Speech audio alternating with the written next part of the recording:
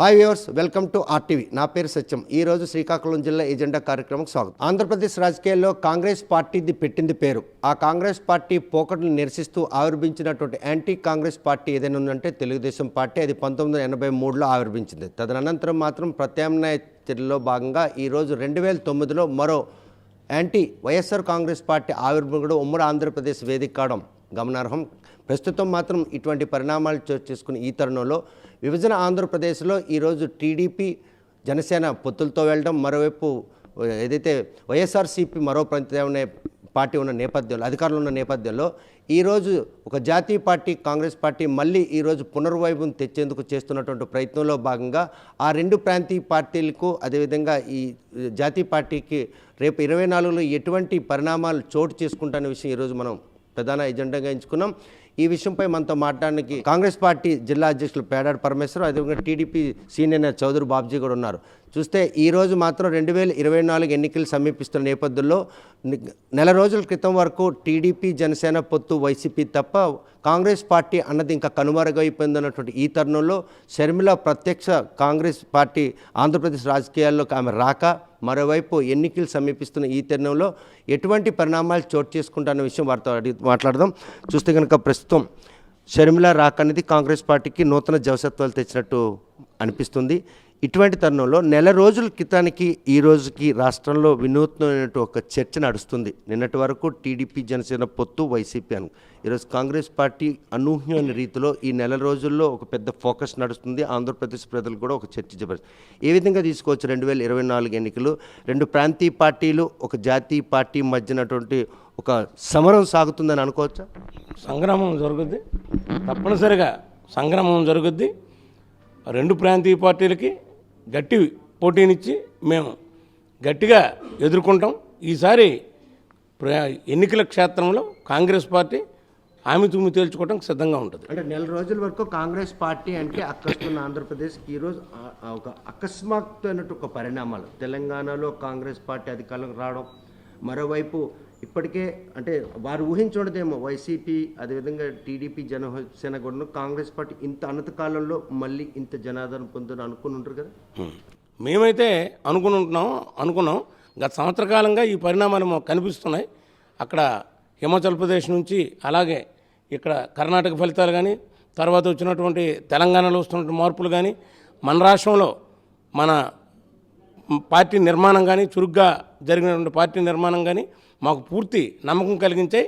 ఈ సమయంలో షర్మిలమ్మ గారి రాకతో మరింత మాకు ఊతమిస్తుంది. తప్పనిసరిగా 2024 ఎన్నికలకి అంటే ప్రజలు కూడా ఏం జరిగింది, ఇప్పుడు ఏం జరగాలన్నటువంటి తెలుసుకున్నారు. కాంగ్రెస్ గురించి చర్చిస్తున్నారు, కాంగ్రెస్ గురించి మాట్లాడి కాంగ్రెస్ పార్టీని ఆహ్వానిస్తున్నారు. కాంగ్రెస్ పార్టీకి ఓటేయడానికి సిద్ధంగా ఉన్నారు, సిద్ధపడిపోయారు. వాళ్ళు మానసికంగా చర్చిస్తున్నారు. కాంగ్రెస్ పార్టీకి మనం ఓటేయాలి, దానివల్ల ఈ బెనిఫిట్స్ ఉంటాయి, మనం ఏది కోల్పోయాం, మనకి ఇప్పుడు ఏం కావాలి, ఈ రెండు చర్చలు జరుగుతున్నాయి రాష్ట్రంలో. కాంగ్రెస్ పార్టీ గురించి కనీసం ఆలోచించే తరుణం కూడా లేనటువంటి ఈ నేపథ్యంలో నెల రోజుల కాలంలో కాంగ్రెస్ పార్టీ ప్రతి ఒక్కరు తలలో నాలుగుగా చర్చించే పరిణామాలు వచ్చాయి. ఊహించారా మీరు ఇలా కాంగ్రెస్ పార్టీ 2024లో ఇలా పుంజుకుంటుంది, పక్క తొలగి తెలంగాణ రాష్ట్రంలో కాంగ్రెస్ రావడం, ఈరోజు మీ ప్రత్యర్థి వైఎస్ఆర్ కాంగ్రెస్ పార్టీ అని అనుకున్నారు. కానీ ఇటువంటి అనూహ్యమైన తరుణంలో కాంగ్రెస్ పార్టీ రావడం, ఆ పార్టీకి ఏమొచ్చి దివంగత నేత వైఎస్ రాజశేఖర్ కుమార్తె ప్రాతినిధ్యం వచ్చం, మీకు ఎలా అనిపిస్తుంది? అందరికీ నమస్కారం. ఈరోజు తెలుగుదేశం పార్టీ కాంగ్రెస్ ఈ రాష్ట్రంలో కాంగ్రెస్ చేసిన అరాచకాలకి వ్యతిరేకంగా ఆవిర్భించిన party Telugu Desam party. Telugu Desam party 1982లో తెలుగుదేశం పార్టీ ఆవిర్భించి ఆ రోజు అన్న ఎన్టీ రామారావు గారి నాయకత్వంలో తెలుగుదేశం పార్టీ నాయకులు కానీ ప్రజలు కానీ మాకు పట్టాభిషేకం పట్టారు. ఆ రోజు నుంచి ఈ రోజు వరకును మేము ఎప్పుడు కూడా కాంగ్రెస్కి వ్యతిరేకమైన పార్టీగా ఆవిర్భించిన పార్టీ తెలుగుదేశం పార్టీ. ఈరోజు ఒక తాళ్ళలో రెండు ముక్కలు, వైసీపీ కానీ కాంగ్రెస్ పార్టీ కానీ. కాంగ్రెస్ పార్టీ ఈరోజు ఈ రాష్ట్రంలో ఎప్పుడు వచ్చినా ఏం చేసినా మాకు ఒరిగే నష్టం ఏం లేదు. ఎందుకంటే ఇప్పుడు వైసీపీ మీద పూర్తిగా వ్యతిరేకం ఉన్న ఎమ్మెల్యేలు కానీ ప్రజలు కానీ పూర్వం కాంగ్రెస్ పార్టీ నాయకులు కానీ వీళ్ళందరూ కూడా అమ్మయ్య చాలా కాలం తర్వాత అస్తం గుర్తు వచ్చిందిరా, అస్తం గుర్తు కోటేసుకుందాం, లేకపోతే సైకిల్కి ఇవ్వాల్సి వచ్చేది అనే తాపత్రయంలో వాళ్ళు ఏదో 15 ఓట్లు అటు వెళ్తున్నా తప్పించి మా ఓటు బ్యాంక్ కానీ మా ప్రజలు కానీ మాకు పూర్తిగా సంపూర్ణ మద్దతు ఉంటుంది. ఈసారి కాంగ్రెస్ పార్టీ పోటీ చేసిన వలన మేము 150, 160 అన్నాం. ఖచ్చితంగా 160 సీట్లు పైనే వస్తాయి తప్పించి 2014 ఎన్నికల్లో కాంగ్రెస్ పార్టీని ప్రతి ఒక్కరు కూడా ద్రోహిగా చూశారు. వారు పోటీ చేసిన డిపాజిట్లు ఇచ్చే పరిస్థితుల్లో ఆ రోజు టీడీపీకి ఆ ఓట్ బ్యాంక్ మాత్రం బాగా దోహదపడింది. 2014 పరిస్థితి. 2019 ఎన్నికల ముందు అదే కాంగ్రెస్ పార్టీ థర్డ్ ఫ్రంట్గా కేంద్రంలో ఆవిర్భించిన చంద్రబాబు నాయుడు అంటే యాంటీ కాంగ్రెస్ గాను టీడీపీని తీసుకెళ్లి అక్కడ రాహుల్ గాంధీ పక్కన కూర్చున్న తర్వాత ఈరోజు చంద్రబాబు నాయుడు పూర్తిగా ఇదే మళ్ళీ రేపు కాంగ్రెస్ పార్టీ మళ్ళీ ఇక్కడ అధికారంలోకి వస్తుంది.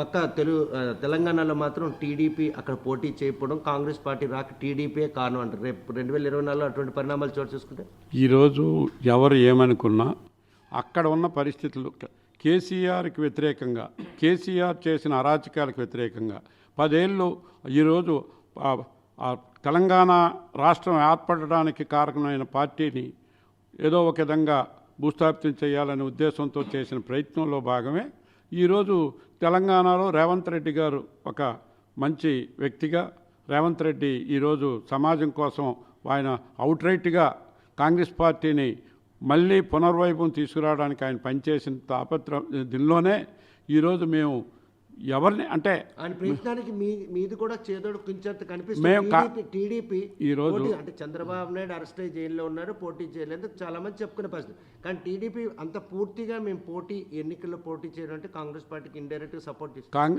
కాంగ్రెస్ పార్టీకి కాదు, ఈరోజు శత్రువు గెలవకూడదనే ఉద్దేశంతోనే మనం కష్టాల్లో ఉన్నాం. ఈ చేయని తప్పుకి జైల్లో ఉన్నారు చంద్రబాబు నాయుడు గారు. జైల్లో ఉన్న సందర్భంలో ఒక ప్రక్కని చైతన్య యాత్ర జరుగుతుంది, ఓ పక్కన జైల్లో ఉన్నారు. కాబట్టే మేము పోటీ చేయలేదు తప్పించి ఎవరికో సపోర్ట్ చేయాలనే ఉద్దేశం అయితే కాదు. అలాగని శత్రువు ఈరోజు కేసీఆర్ పూర్తిగా ఆ రాష్ట్రాన్ని భ్రష్టు పట్టించాడు కాబట్టి మనం పోటీ చేస్తే శత్రువు గెలుస్తాడనే ఉద్దేశంతోనే చంద్రబాబు నాయుడు గారు వ్యూహం తప్పించి కాంగ్రెస్ పార్టీ గెలవాలనే వ్యూహం అయితే కాదు. రెండు పక్కలే కూర్చున్నారు కానీ కాంగ్రెస్ టీడీపీ కలిసే ఉన్నారని ఒక నినాదం ఆయన తీసుకొచ్చారు. ఎందుకంటే వారికి శత్రువుని ఓడించాలనేటువంటిది. అక్కడ టీడీపీ ఆ రాష్ట్రంలో పోటీ చేయకపోవడం, ఈరోజు యాంటీ కాంగ్రెస్గా ఆవిర్పించిన తెలుగుదేశం అని ఆయన చెప్పిన ఆయన కూడాను ఈరోజు కాంగ్రెస్ పార్టీ తమకు లెక్క లేదు అన్నట్టు విషయం. ఇది వారికి దోహదపడుతుందా మీకు దోహదం? మీకు ఒక విషయం, తెలంగాణ పరిస్థితుల్లో తెలంగాణలో వాళ్ళ నిర్ణయం తీసుకున్నారు. ఆంధ్రాకు ఉన్నటువంటి ప్రత్యేకమైన పరిస్థితులు ఆంధ్రాలో ఉన్నాయి. ఆంధ్రాలో ఈరోజు విభజన హామీలు అమలు జరగలేదు. విభజన హామీల కోసం డిమాండ్ చేయవలసిన ఏ తరుణంలో కూడా వైసీపీ కానీ తెలుగుదేశం పార్టీ కానీ ఆ పని చేయలేదు. అధికార బీజేపీతో చట్టపట్టాలు వేసుకుని కాళ్ళు చేతులు కట్టుకుని ముగ్గురు తిరిగారు. కనుక మేమిద్దరిని ఒకేలా చూస్తున్నాం. వైసీపీ తెలుగుదేశం పార్టీ ఎవరు మాట్లాడలేదు. రాష్ట్రపతి ఎన్నికలప్పుడు మీరు మాట్లాడలేదు.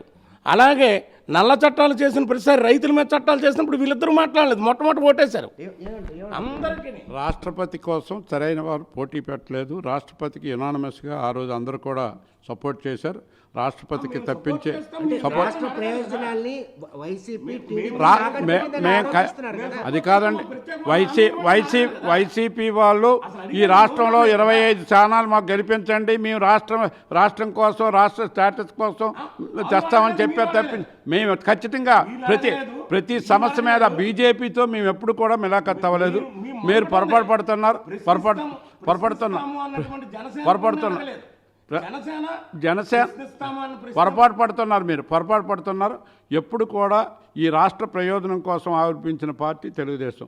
ఈ రాష్ట్ర పునర్నిర్మాణం చేసింది చంద్రబాబు నాయుడు గారు. ఈ రాష్ట్రం విడిపోయిన తర్వాత పూర్తిగా ఎటువంటి అభివృద్ధి కార్యక్రమాలు చేశారో చంద్రబాబు ఎవరితోని రాష్ట్ర ప్రయోజనం కోసం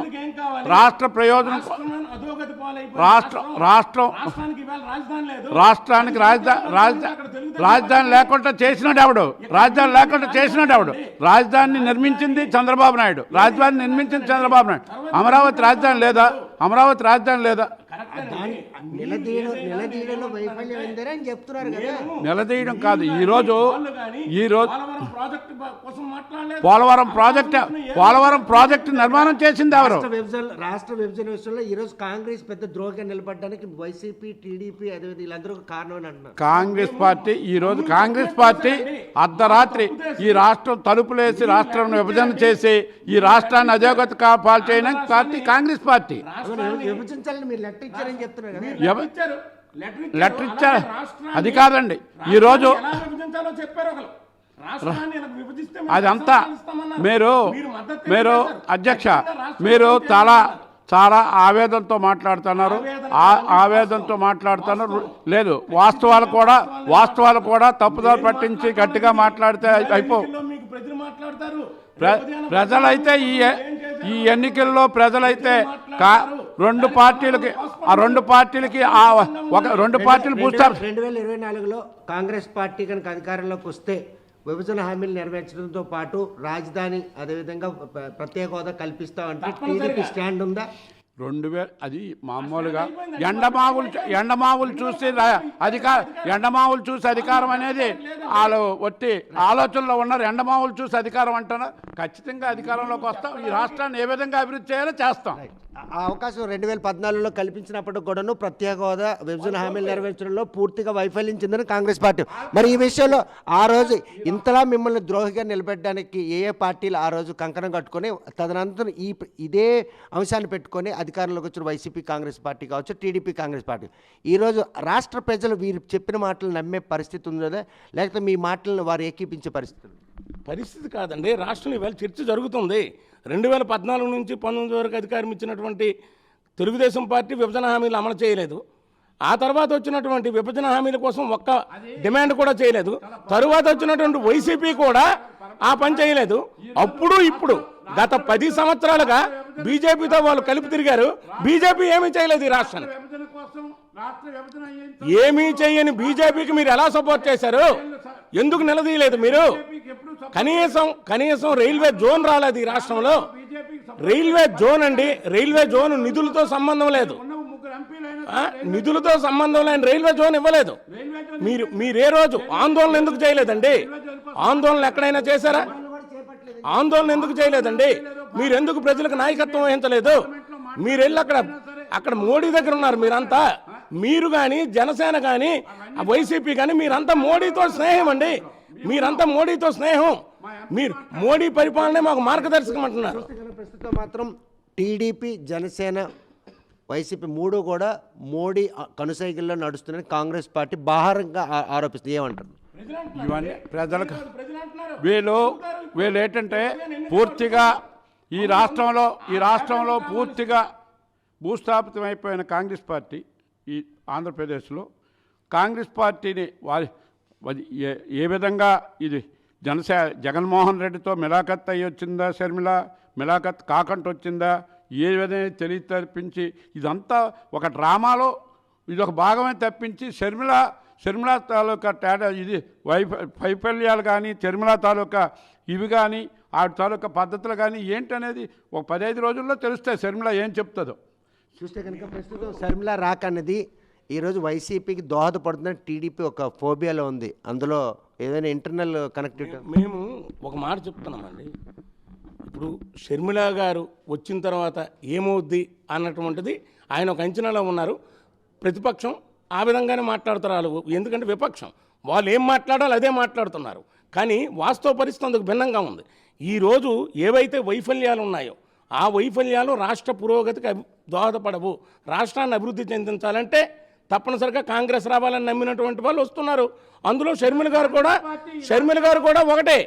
ఎందుకంటే 100 ఏళ్ళ కాంగ్రెస్ పార్టీయే ఈ దేశానికి అన్నీ ఇచ్చిందండి. మీరు ఈవేళ వేసుకున్న వస్త్ర పరిశ్రమ కాంగ్రెస్ పార్టీ ఇచ్చింది.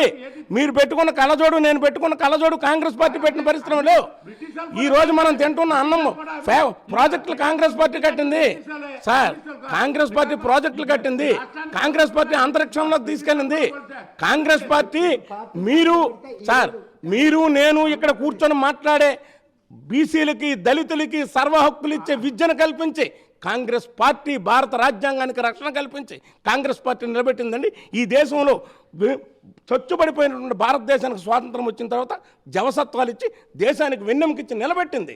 జవహర్లాల్ నెహ్రూ ప్రణాళిక దగ్గర నుంచి, ఇందిరాగాంధీ గారి సూత్రాల దగ్గర నుంచి, ఈవేళ ఉన్న తర్వాత వచ్చినటువంటి అందరి ఆర్థిక విధానాల ద్వారా ఈవేళ మోడీ ఏమో తీసుకొని వెళ్ళి అదానికి అంబానీ కట్టబెడుతుంటే మీరు మాట్లాడటం లేదు. మాట్లాడినటువంటి రాహుల్ గాంధీకి మీరు మద్దతు ఇవ్వడం లేదు. మీరు ఎందుకండి మాట్లాడటం లేదు? ఈవేళ ఇక్కడ పోర్టులు ప్రైవేటీకరణ మీద మీరు ఎందుకు ఆందోళన చేయడం లేదు? జాతీయ స్థాయి రాజకీయాల కంటే ఈరోజు ఆంధ్రప్రదేశ్లో 2 ప్రాంతీయ పార్టీలు మళ్ళీ భూస్థాపితం కావడానికి, అంటే ఒక జాతీయ పార్టీని భూస్థాపితం ప్రాంతీయ పార్టీలు రెండు డయాస్ మీద ఉన్నాయి. ఈరోజు 2024 ఊహించిన పరిణామాలు, కాంగ్రెస్ పార్టీ మళ్ళీ పూర్వవైపు వచ్చేందుకు, పక్కనున్న తెలంగాణలో కాంగ్రెస్ పార్టీ అధికారం రావడం, ఆ తెలంగాణలో ఒక పార్టీ ఈరోజు కాంగ్రెస్ పార్టీ విలీనమై ఆంధ్రప్రదేశ్ ప్రత్యక్ష రాజకీయాల్లో ఆమె ఒక కీ రోల్ పోషించబోతుంది అన్నటువంటి ఒక పరిణామం ఈరోజు ఆంధ్రప్రదేశ్లో కాంగ్రెస్ పార్టీకి పూర్వ వచ్చే అవకాశాలు కనిపిస్తున్నట్టు స్పష్టమవుతుంది. ఖచ్చితంగా స్పష్టమవుతుందండి. పూర్వభావం వచ్చేటట్టు మీరు చూస్తున్నారు. ప్రజల మధ్యన చర్చ జరుగుతుంది, ప్రారంభమైంది. 2 పార్టీలు ఈవేళ సమాధానం లేని లక్షలాది ప్రశ్నలు, వందలాది ప్రశ్నలు ఉన్నాయి. ప్రజలు ప్రశ్నించడానికి సిద్ధంగా ఉన్నారు. ప్రజలు ప్రశ్నిస్తారు. మాకు జరిగింది లోపం, ఈరోజు మీరు ఇచ్చినటువంటి హామీలు నెక్స్ట్ అధికారంలోకి వస్తే నెరవేర్చుకుంటారు మాకు అడుగుతున్నారు, మాకు కూడా చెప్తున్నారు. అలాగే వాళ్ళకు కూడా ఈరోజు వీటికి సమాధానాలు ఏంటని అడుగుతారు ప్రజాక్షేత్రంలో. రేపు ఉదయం అందరము వెళ్తాం కనుక తప్పనిసరిగా మాకు ఇప్పటికే అభివృద్ధి అయినటువంటి పార్టీకి షర్మిల రాకన్నటువంటిది అగ్నికి ఆజ్యం తోడైనట్టు ఆంధ్ర రాష్ట్రంలో మా పతాకాలు రెపరెపలాడుతాయి. ఆంధ్ర రాష్ట్రంలో ఖచ్చితంగా కాంగ్రెస్ పార్టీ వచ్చి తీరుతుంది. ఏ పార్టీని అయితే భూస్థాపితం చేయాలని ఆవిర్భించిన ఈ 2 ప్రాంతీయ పార్టీలు రేపు 2024లో కాంగ్రెస్ పార్టీ ప్రత్యామ్నాయ పార్టీ అన్నటువంటి ఒక స్పష్టత కనిపిస్తుంది. ఈ విషయంలో మీరు రేపు మీ ప్రత్యర్థి వైసీపీ అనుకుంటారా, లేకపోతే కాంగ్రెస్ పార్టీ అనుకుంటారా? ఈరోజు మాకు ప్రత్యర్థులు అనేవారు లేరు ఈ రాష్ట్రంలో. ప్రస్తుతం ఈ రాష్ట్రాన్ని భూస్థాపితం చేశారు వైసీపీ వాళ్ళు. ఏదో పోటీ పెట్టాలా, ఎలక్షన్లో పోటీ నామినేషన్.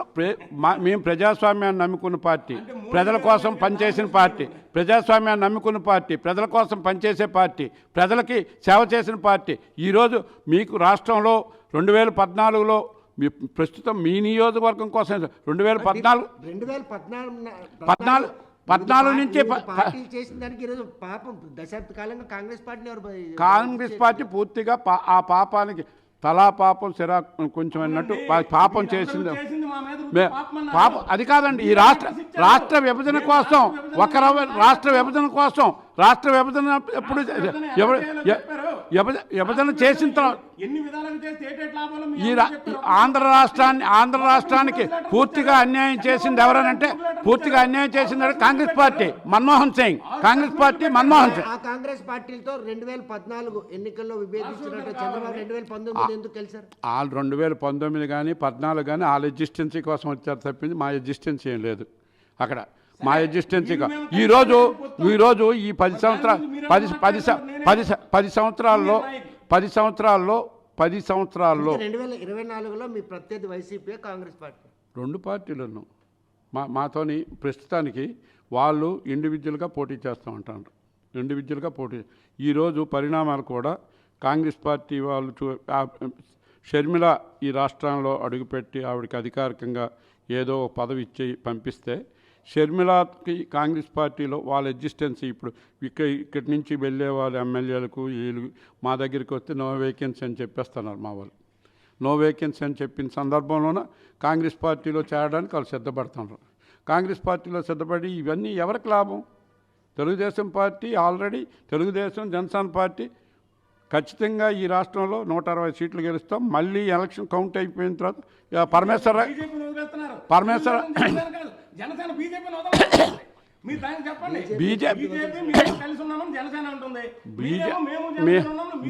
మేము జనసేన ఈరోజు కొన్ని చూడండి పరమేశ్వర గారు ఈరోజు రాజకీయ లబ్ధి కాదండి. ఈరోజు రాష్ట్ర ప్రయోజనం కోసం రాష్ట్రంలో రాష్ట్రాన్ని పూర్తిగా సర్వనాశనం చేసిన జగన్మోహన్ రెడ్డి ఈ రాష్ట్రాన్ని పూర్తిగా సర్వనాశనం చేశాడు. ఒక పోలవరం ప్రాజెక్టు కానీ ఒక అన్ని రాష్ట్రాన్ని సర్వనాశనం చేసిన జగన్మోహన్ రెడ్డి పతనం కోసం దేశాన్ని సర్వనాశనం చేసిన మోడీతో మేము ఎప్పుడూ చర్చలు కలపలేదు. ఈరోజు మీకు మిత్రపక్షం జనసేన ఆల్రెడీ మోడీతో అప్పుడు ఉంది, రమ్మంటారు. వాళ్ళు రాకపోయినా మేము కలిసే ఉంటాం. అవన్నీ పొరపాటు. చూస్తే కనుక 2024 ఎన్నికలు సమీపిస్తున్న ఈ నేపథ్యంలో మాత్రం నెల రోజుల క్రితం వరకు ఆంధ్రప్రదేశ్ రాజకీయాల్లో వైసీపీ ప్రత్యర్థులు టీడీపీ, అదేవిధంగా టీడీపీతో పాటు జనసేనలో పొత్తులుగా 2024 పోటీ. ఈ తరుణంలో పొరుగు తెలంగాణలో కాంగ్రెస్ పార్టీ అధికారంలోకి రావడం, ఆ రాష్ట్రానికి సంబంధించినటువంటి కాంగ్రెస్ టీఎస్ ఏదైతే షర్మిల పార్టీని కాంగ్రెస్ పార్టీలో విలీనం చేసిన తర్వాత ఆమె ఆంధ్రప్రదేశ్ కాంగ్రెస్ ప్రత్యక్ష రాజకీయాల్లోకి ఎంట్రీ మాత్రం ఈరోజు కాంగ్రెస్ పార్టీ ఆంధ్రప్రదేశ్ అందరూ కూడా చర్చ నడుస్తుంది. ఇటువంటి తరుణంలో రేపు రాబోయే ఎన్నికలు రసవత్తంగా సాగుతున్నాయి. తన తండ్రి అడుగుజాడలో నడవాలని ఓ పక్క కొడుకు, మరోవైపు కూతురు ఇద్దరు కూడాను వైఎస్ఆర్ కాంగ్రెస్ పార్టీ రెండు కాంగ్రెస్ పార్టీలు మధ్యన ఈరోజు టీడీపీకి మాత్రం రెండు పార్టీలు ప్రత్యర్థులని వారు చెప్తుంటే విభజన హామీలను నెరవేర్చిన విషయంలో అదేవిధంగా రాష్ట్రానికి ఏదైతే ప్రత్యేక హోదా తేడా విషయంలో మాత్రం ఈరోజు టీడీపీ వైసీపీ రెండు కూడాను కేంద్రంతో వాళ్ళు ములాఖాతే రాష్ట్ర ప్రజలను తీవ్రంగా అన్యాయం చేసి ఈ విషయాన్ని రాష్ట్ర ప్రజలందరూ కూడా తెలుసుకున్నారు. రానున్న ఎన్నికల్లో కాంగ్రెస్ పార్టీ పూర్వవైపు రావడానికి ఎటువంటి అతిశయక్తి లేదని కూడా వారు స్పష్టం చేస్తున్నారు. ఇది ఈరోజు శ్రీకాకుళం జిల్లా ఎజెండా. మరిన్ని అంశాలతో మళ్ళీ కలుద్దాం. మరిన్ని వీడియోస్ కోసం ఛానల్ ని సబ్స్క్రైబ్ చేయండి. లేటెస్ట్ అప్డేట్స్ కోసం వాట్సాప్ ఛానల్ ని ఫాలో చేయండి. అండ్ లింక్ డిస్క్రిప్షన్ లో ఉంది.